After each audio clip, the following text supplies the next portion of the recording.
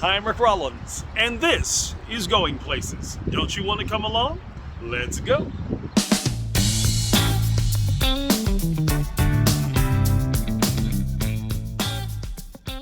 Hi, I'm RICC Rollins, and welcome to this edition of Going Places. I hope your morning is amazing. Here's what's coming up on today's show.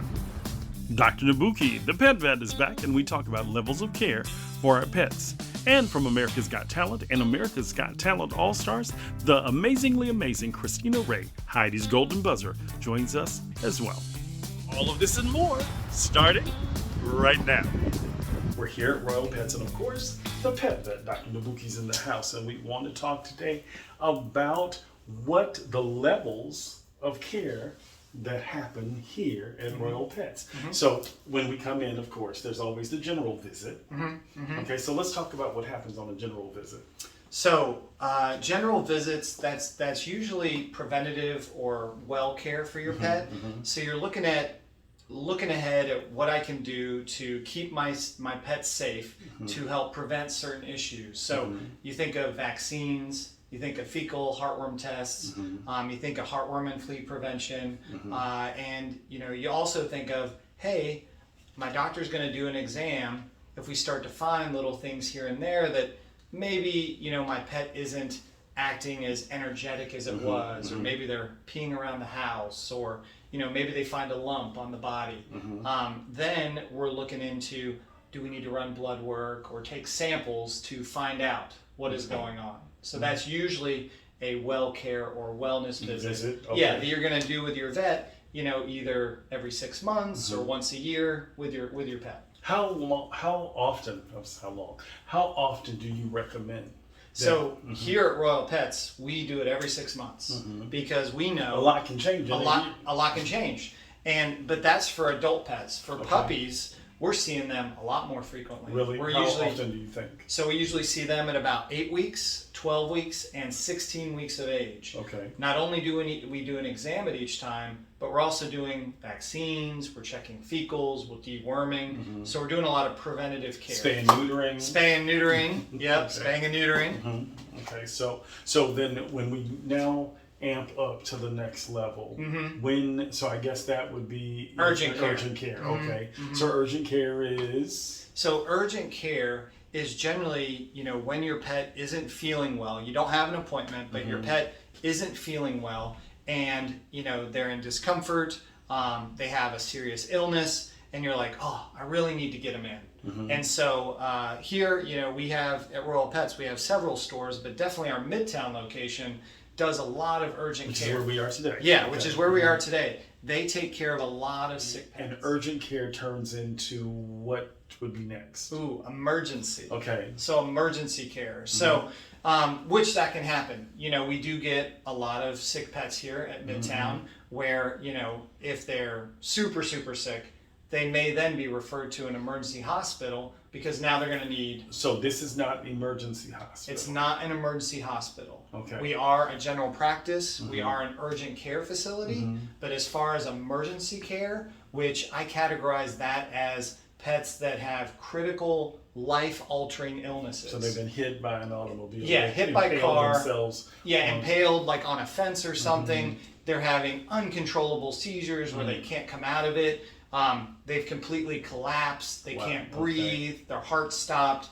Those are things that are like, oh crap, I need to get to the ER room. Right. And the ER room is an emergency vet. And I would assume that you have, without naming them all, you have hospitals that you refer to that are emergency. Okay. Yes. Fortunately, we are blessed in the Tampa, Florida area to have a lot of actual emergency care centers. When do you say, okay, this won't be the ordinary visit? I mean, what are I guess I'm asking for signs. Signs and symptoms. Yes. Yeah. So, right off the bat, any vet is going to do a very thorough, comprehensive exam of your pets. They're going to look at them head to toe, okay? And what we're evaluating for, if we're talking about critical things, are the gums nice and pink, okay? If they're blue or purple, well, that's not good. They're not getting oxygenated, so something is happening. Either they're losing blood or they're unable to exchange oxygen with the blood, which could indicate like a lung issue. So that's number one, looking at the gums. Another thing we do too is we push on the gums and see how they refill Okay. with blood. If it takes forever, okay, again, they're not getting oxygenated, so that's not good. We listen to the heart and lungs, okay? If the heart's beating, that's a great start. We want the heart beating. We Yes, don't want definitely. it stopping. But if it's beating too quickly or too slowly, well, that's an issue. If it's beating out of rhythm, well, that's an issue. As far as the breathing, are they breathing? Are they stressed? Are they panting? Are they panting and their gums are still blue? That's what I call a red flag, because they're breathing a lot, but now they're not oxygenating. So what's going on here? All at once, doesn't matter what comes in the door. And, you know, depending on your skill set, your team members, the machines that you have, you know, doing general practice stuff, most vets can do. Easy peasy. Urgent care, still a fair number can do that. Emergency, really, that is a certain skill set that you have to have, and a lot of it requires a lot of team members and a lot of monitoring for that pet, because they're in a critical state, which could change at any second. Right. So even if you fix the issue, if you get them oxygenating again, that could change in a minute. You know, so you have to have someone watching them. Okay. Yeah. Last piece of advice before we go this week. So, again, I always say, stay vigilant of your pet. You know your pet better than we do. You know what's normal, what they normally do. If something is out of the ordinary, okay, don't wait for it to get really bad. Call your vet, schedule an appointment. We'll look him over. We'll talk to you. We'll figure out a game plan. And, you know, then we can do preventative measures like preventative blood work to see what's going on before something bad happens. So be vigilant of your pet. You know your pet, and call us if you need us. And if you need to call, here's the QR code.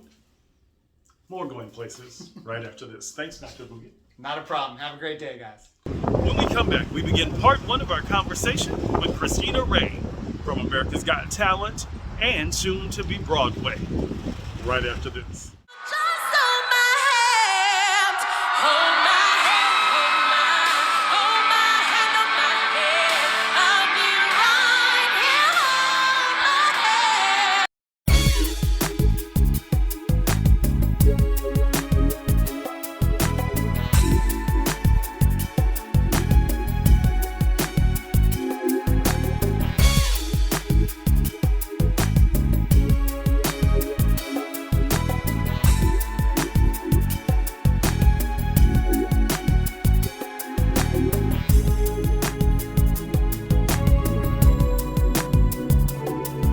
There are times when you get a chance to talk to greatness and I have to weight myself down, because the people that you sit and you watch and you go, if I ever have an opportunity, well, guess what?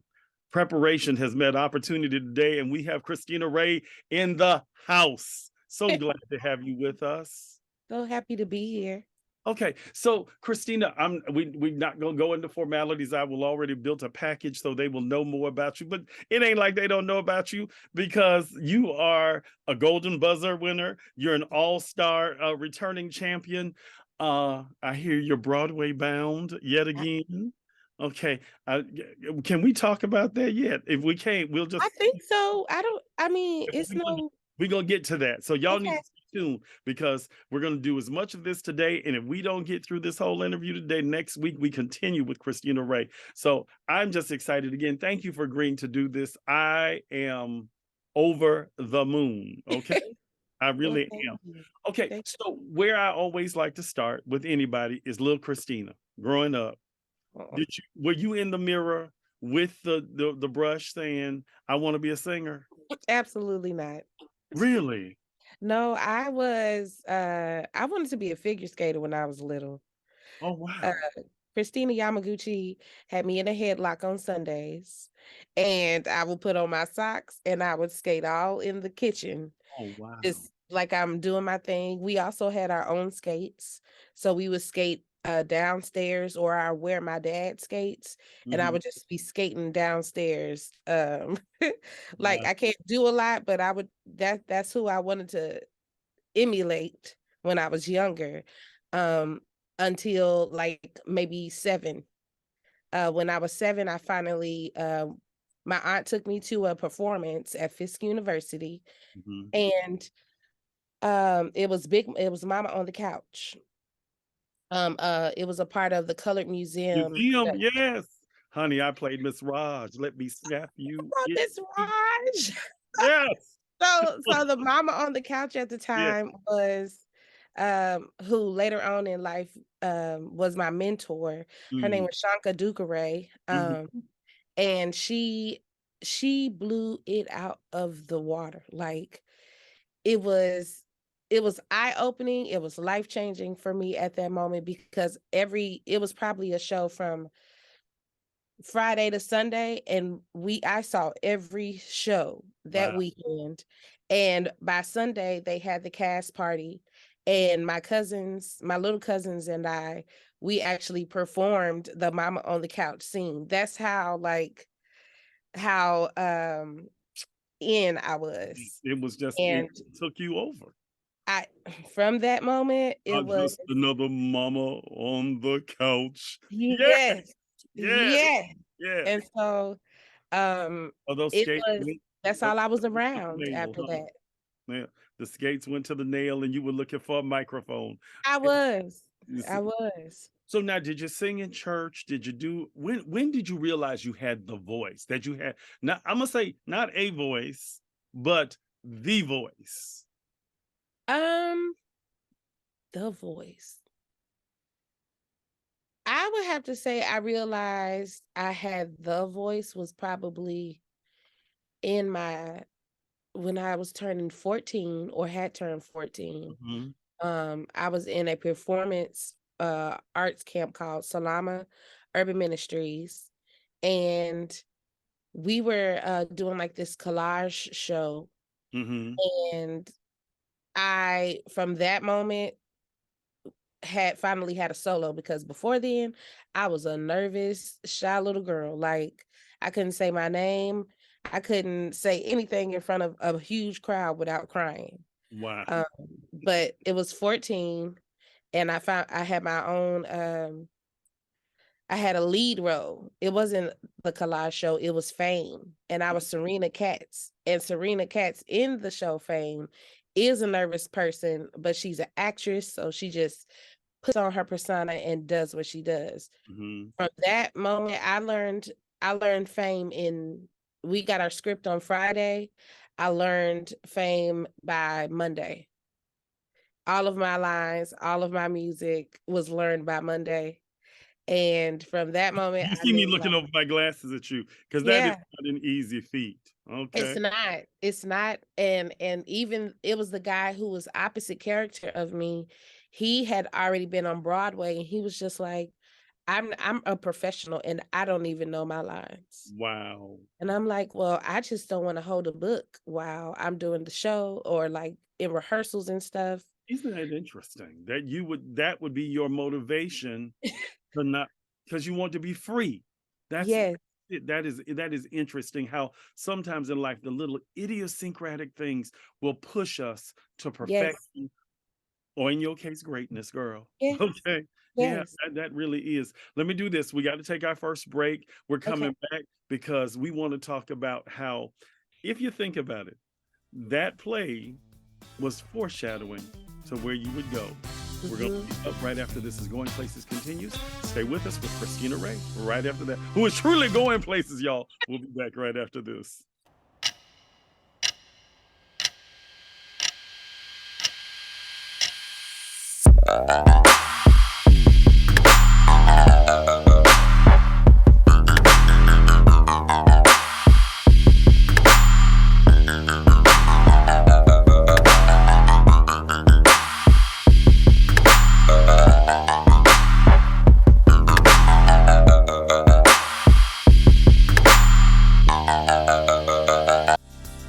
Welcome back to this edition of Going Places. In case you were just joining us, that's Christina Ray, y'all, the one and the only, the AGT Golden Buzzer, the Broadway's bright and rising star. I mean, there are a bunch of things I could say, and little man's mama. Oh, So, yes. So let's pick up because I want to talk about him too. Let's pick up here that here's somebody that's been on Broadway that says to you, I don't know my lines that quickly, girl. How do you, but yet and still you're there because you didn't want to hold the script. You go on stage, and what is it like? Because I know you slayed them. Let's just go on and we're not going to pretend that it was an okay or mediocre performance because I can't imagine a day that you didn't slay. So with this performance, it was nerve-wracking and exciting at the same time because during this show I had strep throat. And let me tell you, in rehearsal one day I could not, like, I was not comfortable singing through my throat closing. And my vocal coach was just like, go get a Z-Pack and come back. And at this time I'm like, I don't know what this is. My mom and I don't know. So I go to the doctor, do what I have to do. I come back and I sing do the whole show. Now in Fame, I'm having to dance like high kicks and rolls while I'm singing. And when I tell you, While you're singing, while I'm singing, no pre-recorded vocals. no, You gotta do the doggone thing. yes. Okay. And I'm singing the top. I'm the soprano of this show at this moment. And we have like ensemble and other parts, but I'm moving and dancing and singing and doing all of this at one time. And everybody was just like, that big girl, right? That little girl right there. What is she? Like, because we're not used to seeing little thick chicks move. We're not used to seeing them in the front. But my dance professor has always called me a pleasantly plump chick. And he's like, if she can do it, you can too. That's what I was sitting here thinking. There can be no excuses. These people, Yes. oh, I can't. Yes. No, I didn't have voice. I called my daughter. I said, I need you to voice this part for me so I can save my voice for what I need to do. You find a way. You Yes. can okay, we go. And No. I was 14 at the time doing that. You see, look at the work ethic at 14. Child, look, I know little man can't come to you talking about, mama, I can't. He'll never be able to come to you and say, I can't. He already done told me he sing better than me.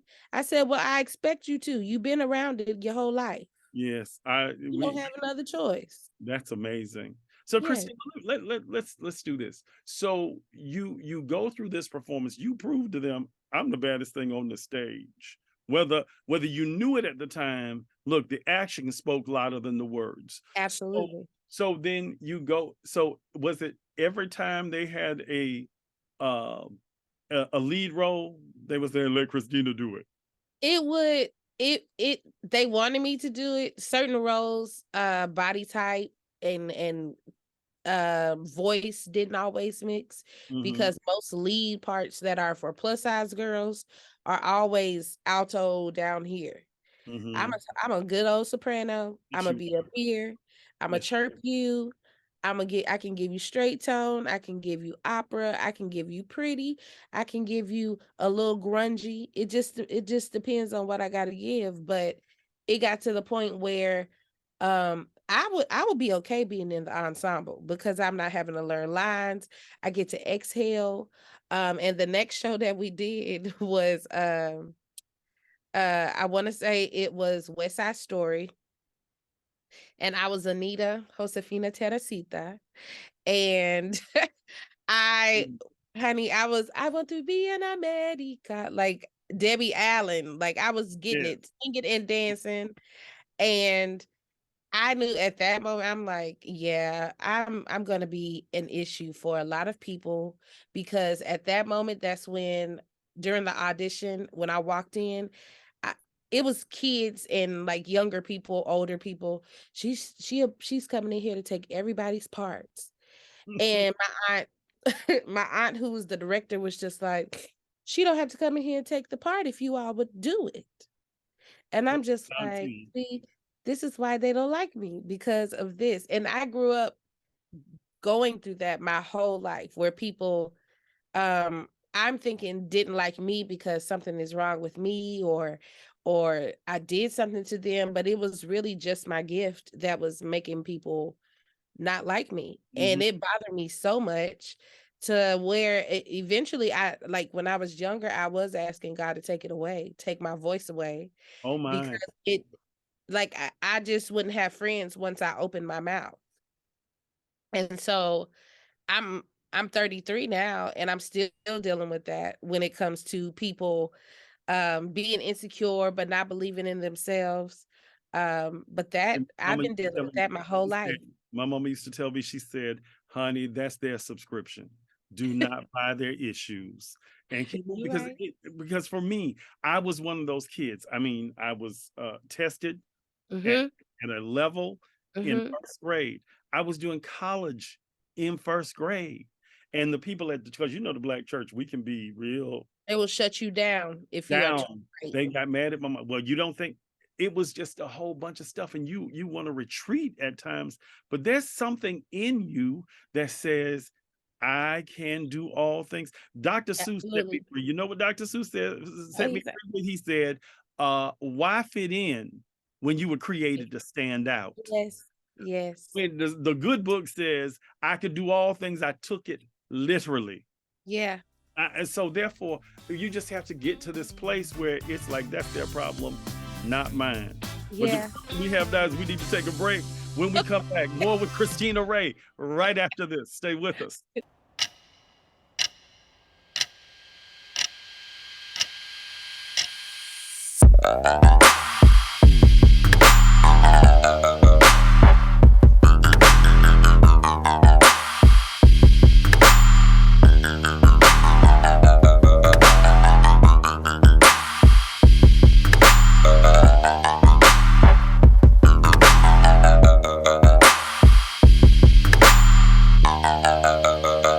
Welcome back to this edition of Going Places. In case you're just joining us, it is the incomparable Christina Ray joining us this morning.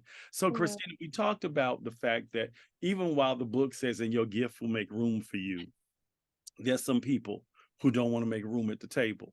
I know Yes. you like me. When they don't want to make room at the table, honey, I go find another table or I go create one. And you have done that.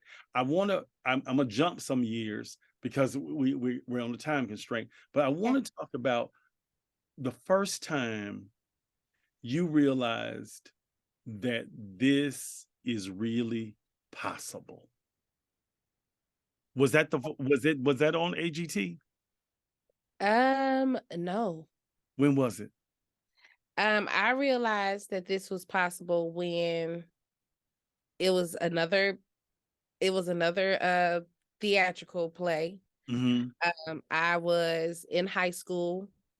I was a junior at the time, so I was Mhm. maybe 16, 17, and Fisk University needed an Effie White. Okay. The Effie White at the time was my mentor, but she had become union, so She she couldn't do couldn't it, yeah. do it anymore. And so they were doing auditions back to back to back of different people. And I was so happy being a stepsister. Just I got my one song, I come out there, do my thing, and then I get to be ensemble for the rest of the Mm, no. On a Friday, my dance professor said, get up here and do this part. And I was like, I'm okay being a stepsister. I said it just like that. But mm. I'm okay being a stepsister. And Well, he was I'm like, not okay with you. learn this part. Okay. I learned my Dream Girls Effie White part, which was the first time I ever done Dream Girls. I learned Effie's part by Monday. By Okay. Monday, I You had Effie know, White's part. now you know I cannot I'm go so any further. serious. I cannot go any further. Yeah. What I'm gonna ask you. What? Go for it. Come on. Give me What? give me give me something from Effie. Because I know you still know all of it. Come on. You I ain't even do. gotta do I'm telling you I'm not going. You can do I'm changed. What you want to do. Do something. Me, look at me. I am changing, trying every way I can. I am changing. I'll be better than I am. I'm hoping to work it out, and I know that I can. But I need you. I need you. I need a hand. Yeah. Yeah. Honey, And I've Pam, done Dreamgirls now maybe 6 times. I 6 can understand, times. honey. And because I was like 16 at the time, my vocal teacher or vocal coach didn't want me to do Effie. He was like, her voice is not developed enough. She's not ready for that. I did it. And it was so many people in college that were just, why does she just got it because she's the niece and all of that. I got it because I could learn Because it. she's talented. Period. Yeah. But that's what I always got. Like, I got, she just got it because of this. She just got it. And I'm like, no, y'all, like, I really work hard. Like, Mm, I don't have to stand out because when I walk in the room as a plus size girl, I'm going to stand out. But mhm. what stands out is the fact that my voice is not just church. It can Her give voice you is what you need. everything, honey. Yeah. It is so And so, multi-genre until yes. it ain't even funny, girl. I look, I told you I went back out this morning because I wanted to be here.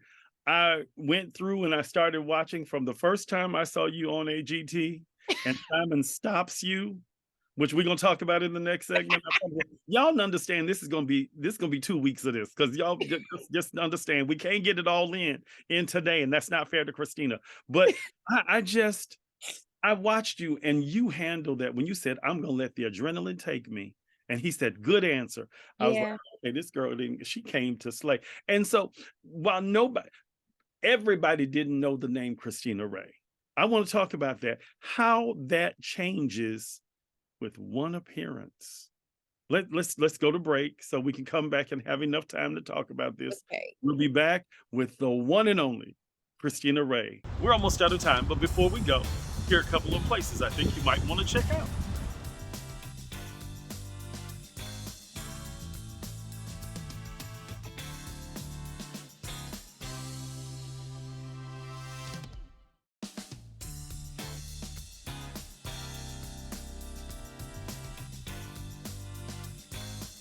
I want to thank you for joining us for this edition of Going Places. On behalf of everyone here, we'll see you next week and be blessed on your journey. Take care.